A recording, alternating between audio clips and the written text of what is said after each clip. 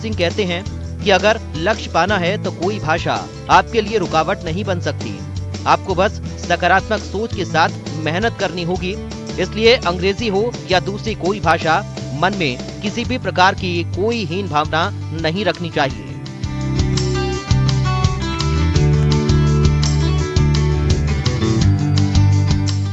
हालांकि मातृभाषा हिंदी में रुचि की वजह से ही उन्होंने यूपीएससी की परीक्षा में हिंदी को प्रमुख विषय के रूप में चुना और साल 2012 में 334 अंक के साथ क्वालिफाई किया।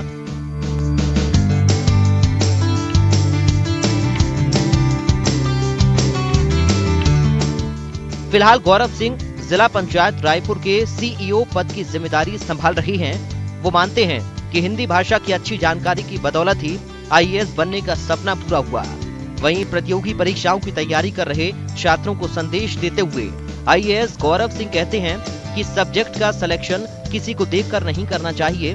जब भी सब्जेक्ट चुनने का मौका हो, वो सब्जेक्ट चुने जिसे आप पढ़ते नहीं बल्कि जीते हैं। इससे दूसरे विषयों की अपेक्षा बेहतर सफलता मिलेगी।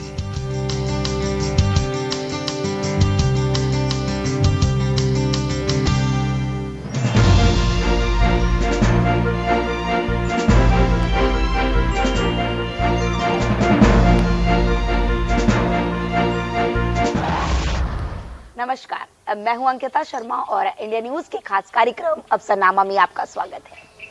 आज हमारे साथ एक ऐसे अफसर हैं जो कि सुदूर अंचलों में जिन्होंने बहुत ही काम किया है और कोरोना काल में जिस तरह से उन्होंने प्रदेश में रहते हुए मजदूरों को के साथ जिस तरह से व्यवहार किया है, उनके लिए जिस तरह से काम किया है, वो एक सराहनीय पहल है।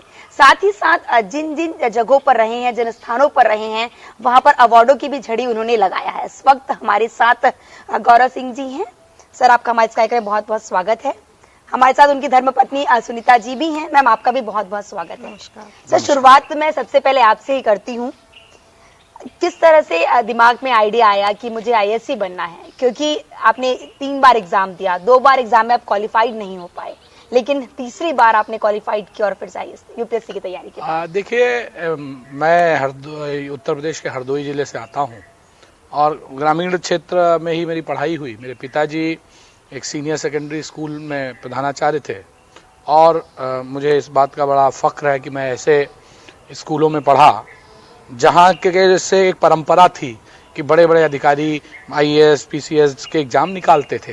तो छोटे पर से देखता था कि पिताजी के पास कई बड़े बड़े अधिकारी आते थे, तो बाहर से ऐसा लगता था कोई बहुत बड़ा व्यक्ति आया, लेकिन जब वो आते थे तो पिताजी के पैर छूते थे, पिताजी परिचय कराते थे कि ये हमारा शिष्य था, इस बैच का शिष्य था, आज यहाँ पर अधिकारी है, यहाँ पर जिला अधिकारी है, यहाँ ये है वो है। तो धीरे धीरे एक जो बाल मन में आकर्षण होता है वो तो था ही। साथ ही जब हमने अपनी पढ़ाई शुरू की, इंजीनियरिंग करी, इंजीनियरिंग के बाद फिर एक बार लगा कि पिताजी सीनियर सेकेंडरी स्कूल में शिक्षक हैं, तो मैं किसी बड़े इंस्टीट्यूट में शिक्षक हूँगा और टीचिंग की और उसी आधार पे मास्टर्स कर रहा था। मास्टर्स के दौरान हमें कई जगह भारत सरकार में भी और कई प्राइवेट ऑर्गेनाइजेशंस में भी अपने रिसर्च के काम को लेकर प्रेजेंटेशन करने को जाना हुआ, प्रोजेक्ट्स को लेकर जाना हुआ। तब लगा कि हम अपनी भूमिका को इन सेवाओं के माध्यम से और ज्यादा नियोजित कर सकते हैं। वहां पर बैठे हुए अधिकारियों से बात करने के बाद लगा कि अगर इस परीक्षा के माध्यम से हम देश सेवा में आते हैं तो हम अपनी भूमिका को और अच्छा नियोजित कर सकते हैं। और उसी समय हमने फिर ये तय किया कि अब सिविल सेवा में ही जाना है। फिर उसी हिसाब से किया और जैसा कि इस परीक्षा का वो है कि आप करते हो, 2 बार इंटरव्यू तक गया, नहीं सफलता मिली, अगली बार सफलता मिली।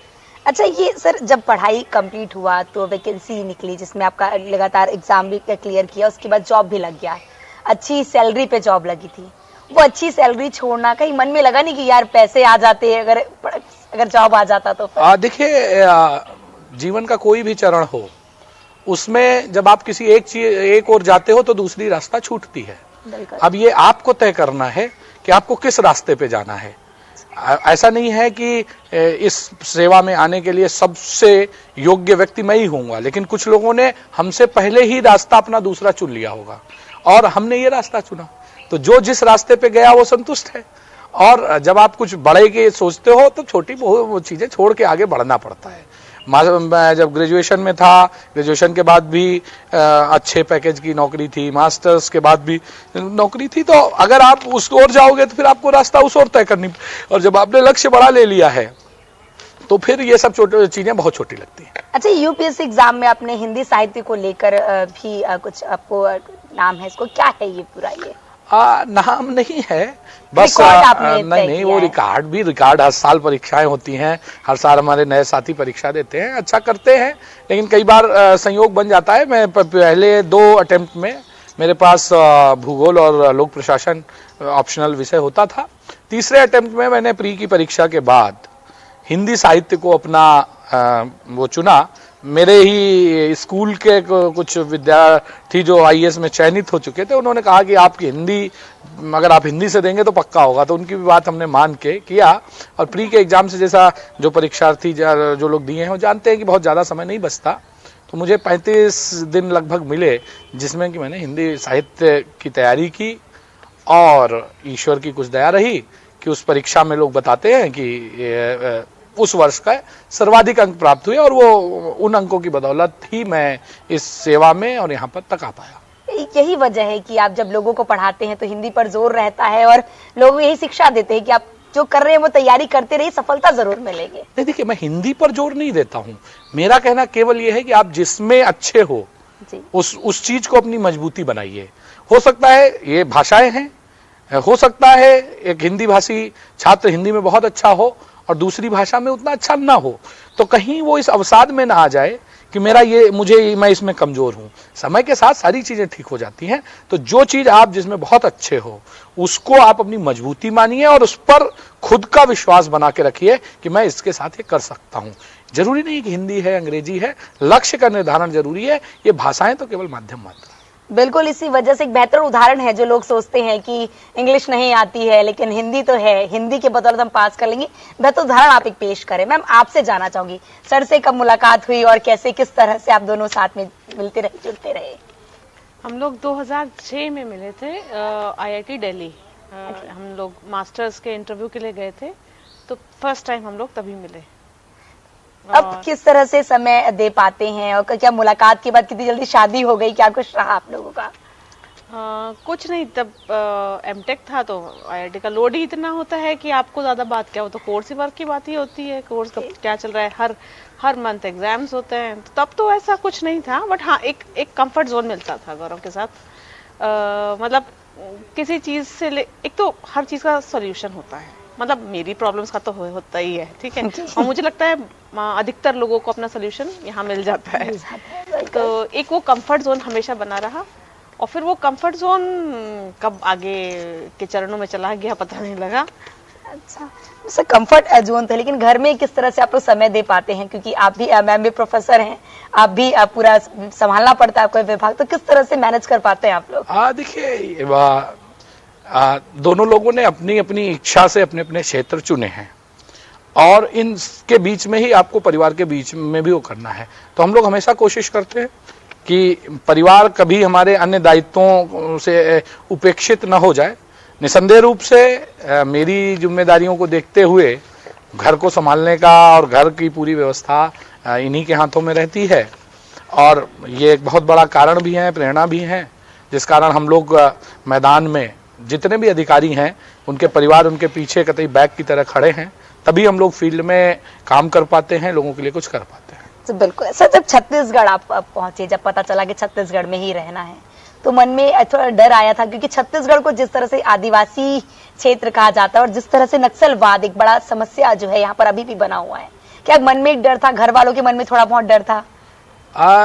निसंदेह रूप से कि जब आप ऐसे क्षेत्र से आते हो जहां पर नक्सलवाद का ना जाना जाता हो, और एकदम आपको एक दिन पता चले कि आपको इस प्रदेश में जाना है।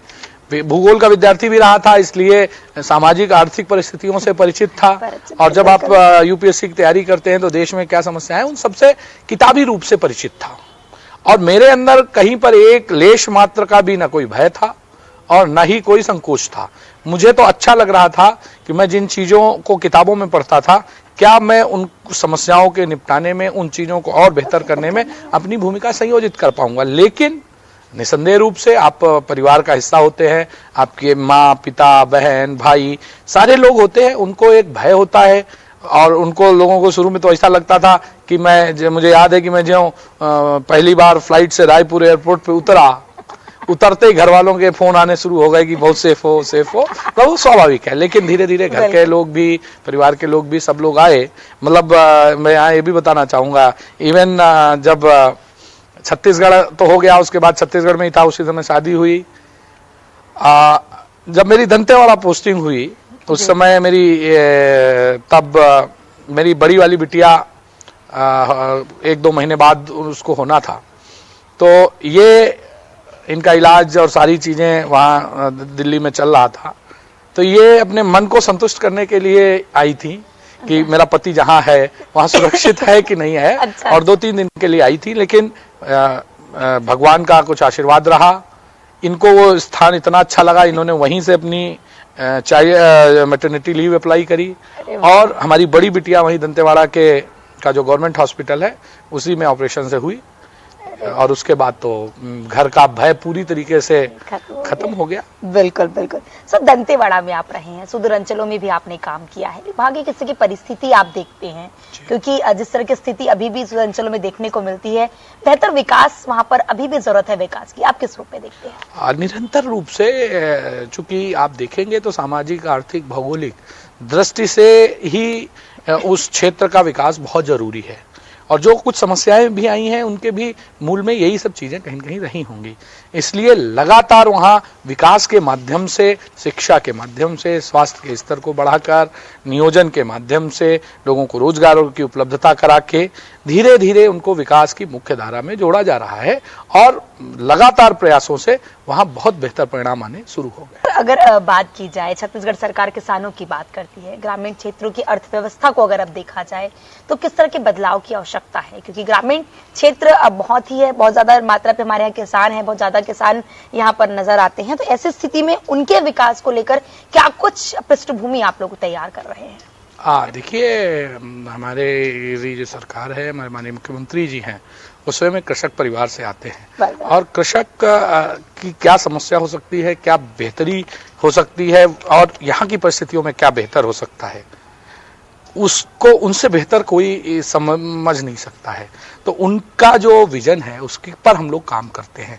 आप देखें, उनकी जितनी भी महत्वाकांक्षी योजनाएं हैं, नरवा, गरवा, घुरवा, बाड़ी है, या गोधन न्याय योजना है, या किसानों को बोनस देने की जितनी राजीव न्याय योजना है, जो भी योजनाएं हैं वो किसानों को केंद्र में रखकर बनाई गई योजनाएं हैं।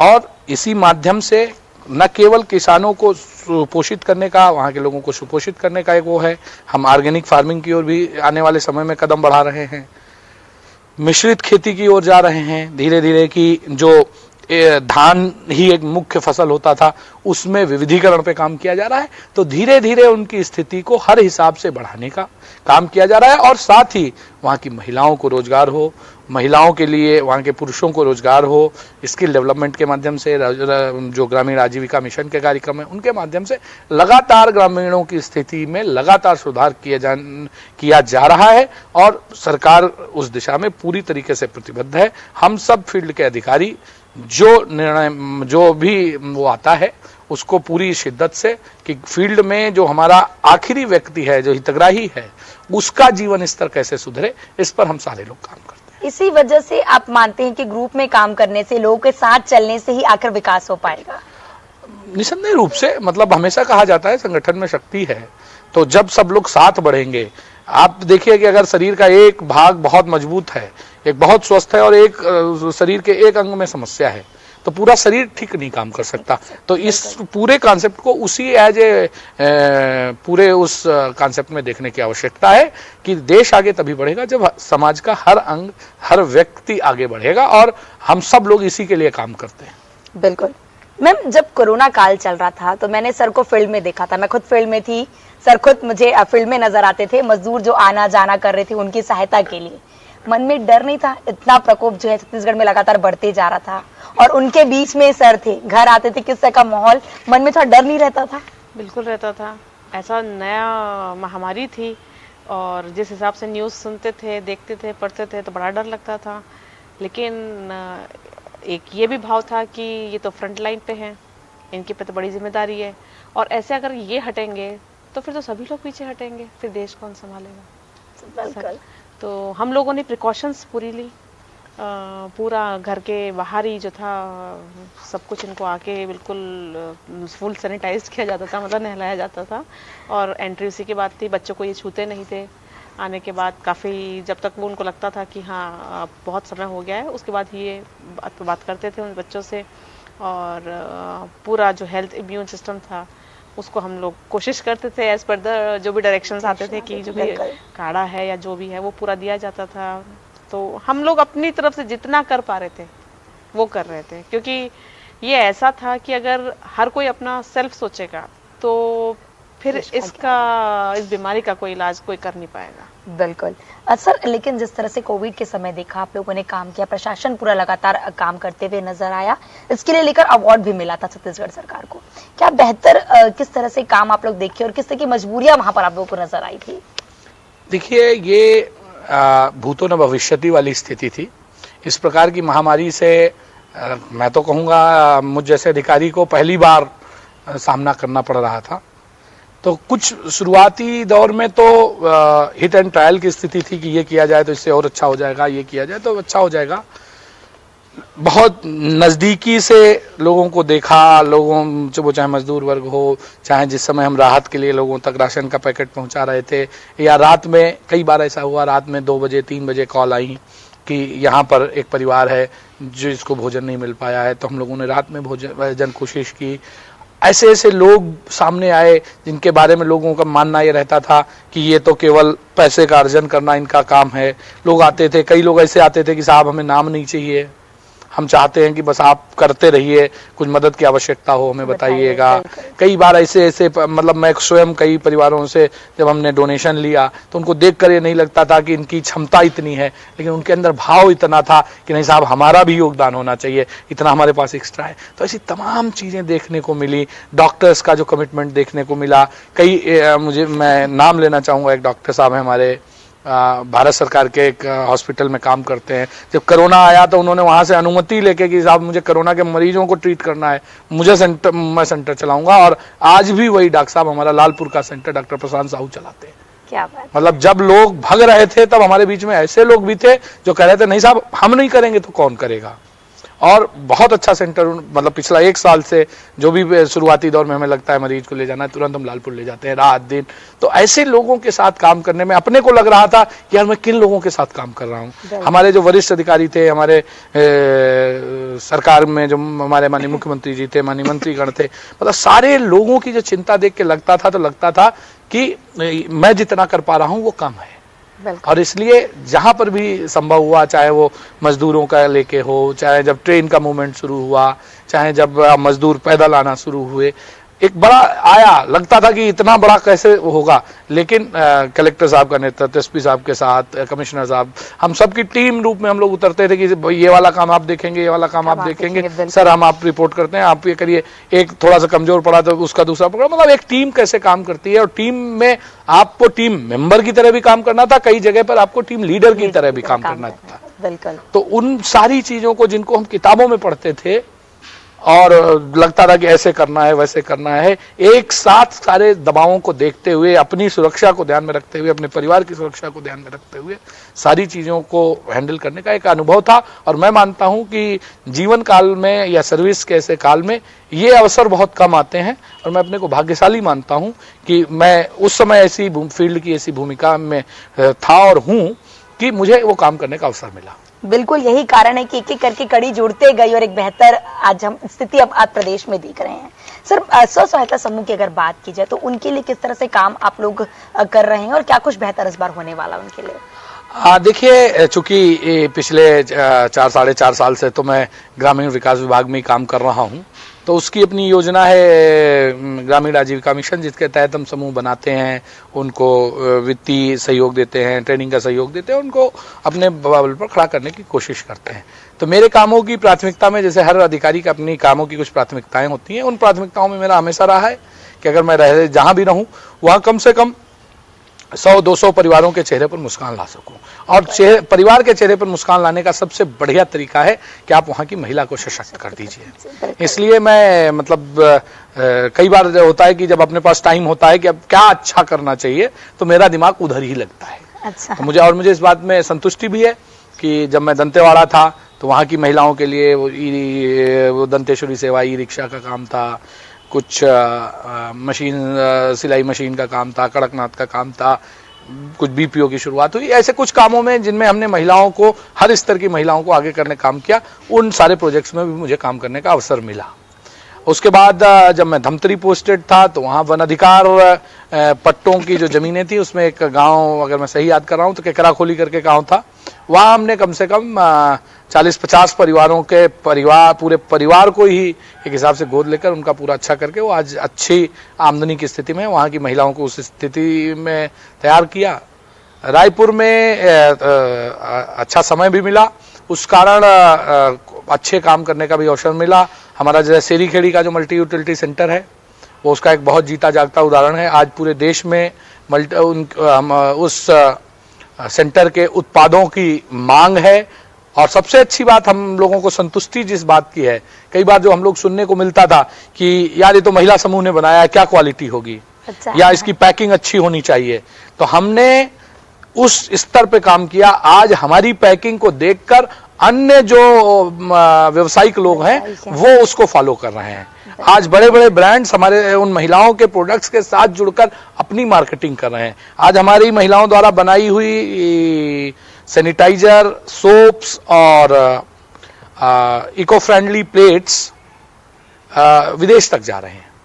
तो जब इस टाइप की उपलब्धियां मिलती हैं तब महिलाएं उस सशक्त होती हैं। आप जैसे मैं बहुत छोटा उदाहरण आपको बताऊं, एक दीदी को एक दिन मैंने पूछा, मैं अटेंडेंस देख रहा था उस सेंटर की, तो एक दीदी का मुझे दिखाई दिया कि इनका बहुत कम अनुपस्थिति है। तो मैंने कहा दीदी आप इतना रेगुलर आती हो तो आपको तो पैसा भी खूब मिलता है, आप क्या करना चाहते हो, क्यों करोगे? साहब हम हम अपने बच्चे को आप जैसा बनाना चाहते हैं। क्या बात तो अगर माओ के हम अधिकारी उन जो कभी घर में काम करती थी महिलाएं, आज अपनी जीविका का उपार्जन करने के साथ अगर उन आंखों में ये सपना ला पाए हैं कि उनको भी अपने बच्चों को वहां तक ले जाना है जहां सबसे अच्छा हो सकता है, तो मैं मानता हूं ये एक हम लोगों के कामों के प्रति एक संतुष्टि भी है और एक बहुत अच्छा खुशी भी मिलती है कि हम उनके लिए कुछ कर पाते हैं। बिल्कुल यही वजह है कि आप जैसे मार्गदर्शक मिल रहे हैं तो लोग आगे बढ़ पा रहे हैं। सर, इस कार्यक्रम में जुड़ने के लिए बहुत बहुत धन्यवाद।